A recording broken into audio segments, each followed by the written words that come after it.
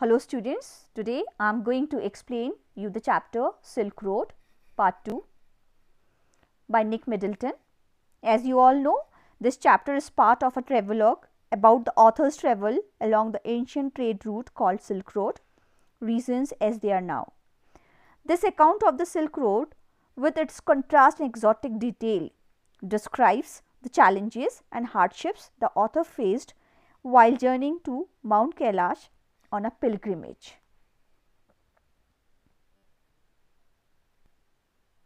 In this video, we will just continue the second half of the chapter. In the second half of the chapter, the protagonist was served by a Chinese boy who was wearing a military uniform. He spread the grease around his table with a dirty cloth and brought him a glass and a thermos of tea.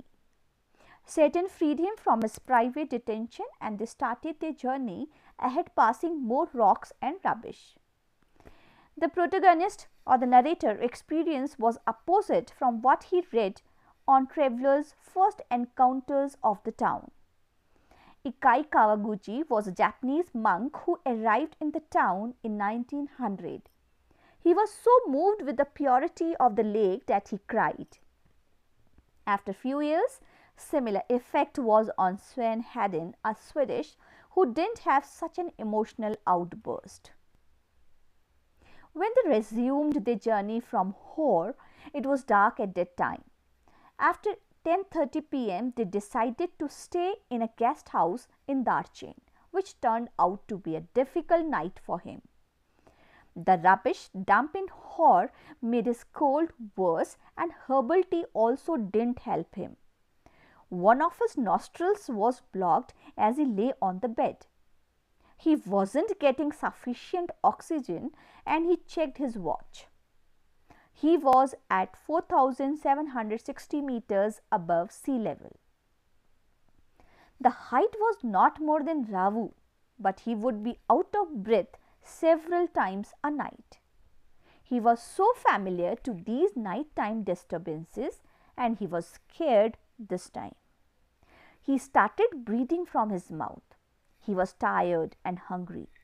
He switched back to breathing from single nostril as soon as he was about to sleep. He would wake up shortly. He was not feeling well as his chest felt heavy. He sat up and it cleared his nasal passages. He was curious. He tried again by laying back on the bed. The same thing happened. He was in the land of signals where something told him not to do it. He wasn't able to go to sleep this time. When he was sitting up, it made him feel better as he could breathe properly and his chest felt light. The opposite happened as soon as he laid down. He held himself up against the wall, but he wasn't able to relax. He was afraid to sleep now. A voice inside him told him that he might die if he would try to sleep, so he stayed awake all night. Satan took him to Darchen Medical College the next morning. It was new and looked like a monastery with a door which led to a large courtyard. They went to a dark and cold consulting room filled by a Tibetan doctor who wore nothing kind, if random articles which he expected like a doctor. He was wearing a thick pullover and a woolly hat. He asked him a few questions while feeling his veins. He told the driver that it is cold and he had an effect due to cold and altitude change. He gave him some medicine and reassured him that he will be able to do the Kora. Darchen had some basic general stores selling Chinese soaps, cigarettes and strings of prayer flags. Every afternoon, men would gather for a game of pool. They would sit around a shabby table looking strange in the open air while women washed their hair in iced water of a small stream which flowed all the way to his guest house. Darchen had no pilgrims, which were a setback for him. He was told that in the peak season of pilgrimage in this town was filled with visitors. Some brought their own accommodation, such as tents, which were set up in the plains. He felt that he had arrived at that place way too early. One day, while he was thinking about his options while having a glass of tea at Darchen's only cafe, he concluded that there are limited options for him as he had made little progress on the self-help program on positive thinking. The Tibetan doctor gave him a 5-day course. He came out with a brown envelope which had 15 screws of paper. After having breakfast, he opened the after breakfast package which had a brown powder which he had to take with hot water. It tasted like cinnamon, and the lunchtime and bedtime packages were nearly the same.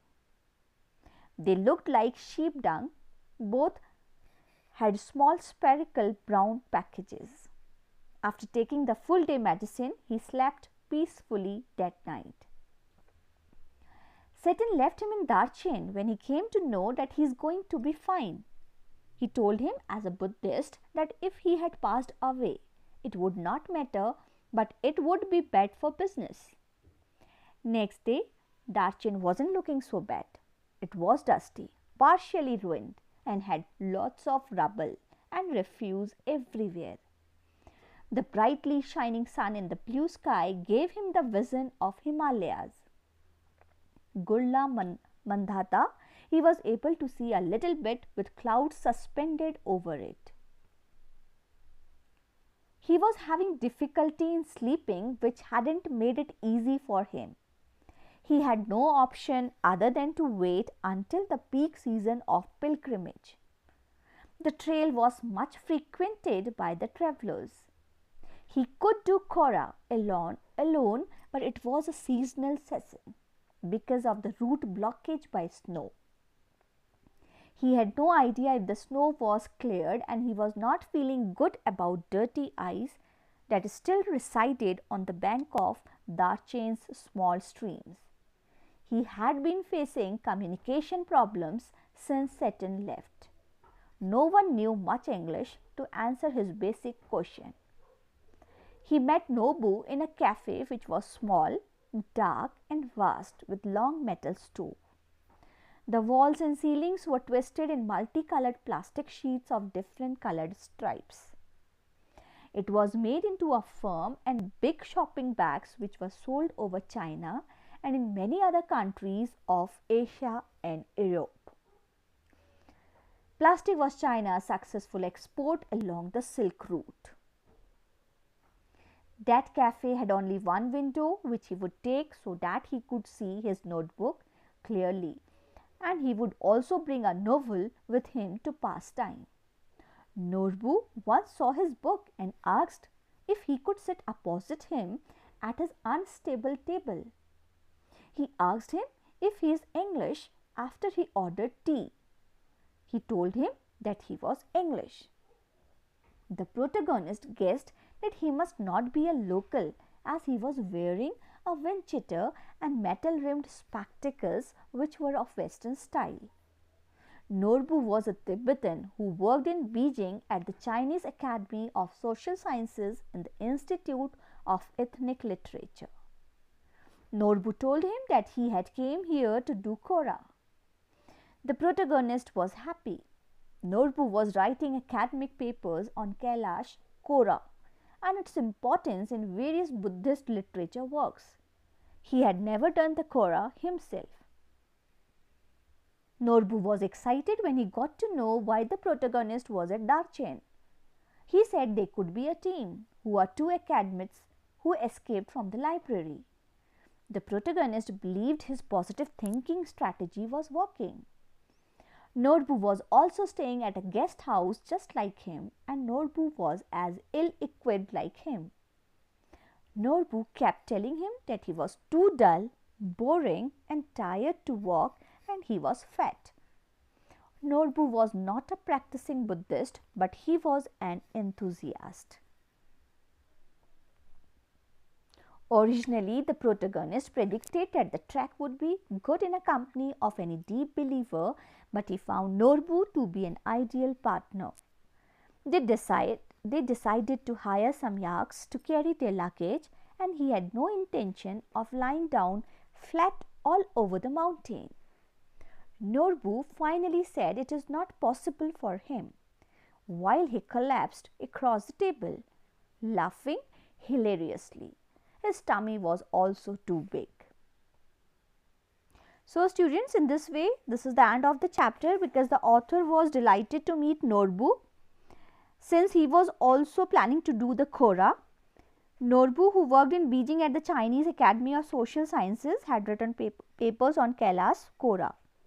So both of them decided to do it together. Thank you students for patience listening. I hope you have understood the chapter. Thorough reading is very important.